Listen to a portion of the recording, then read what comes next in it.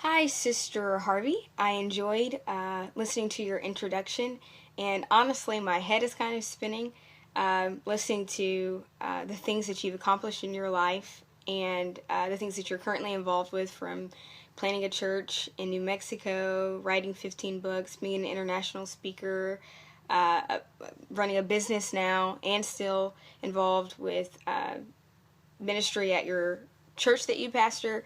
That's really incredible, and definitely am looking forward to meeting you and hearing about how you really managed to do all of that. And the theological issue that you brought up, individuals going outside of the church to find suitable mates. I've seen that a lot lately. It seems that people my age or a little older, it's common for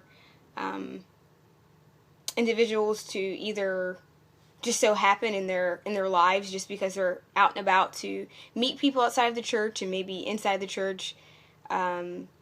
It's just there's not very many people or so I've seen it sometimes work where an individual might bring a spouse into the church, and then that I've seen that be kind of successful at times. And honestly, growing up, I always thought that's how it would be for me because there just weren't very many people my age in the church today, or even in the district, that were eligible. And so I always thought, of course, that's how it would work. Of course, they'll come into the church and be a new convert, but more than likely, it'll be a new convert. And so I've read different things about this. I'm interested in this. Have read.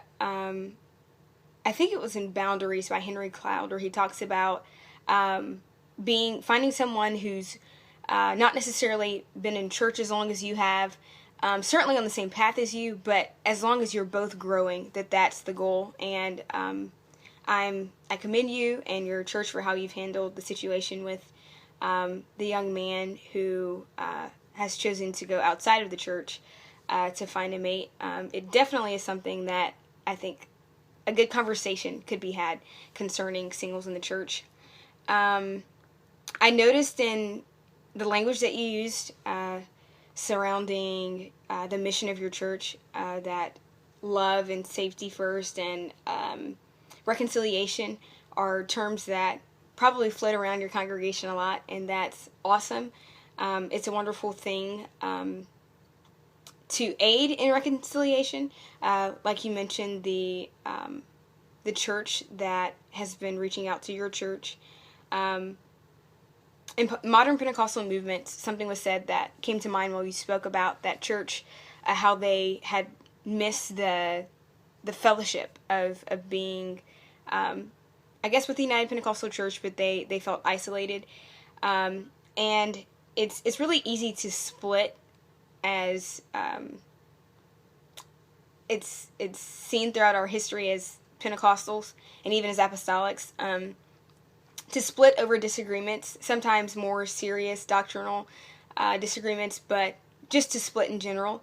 And something that was said in the class is that tension between maybe the left wing and the right wing and the place in the middle, that tension that's created by having people with differing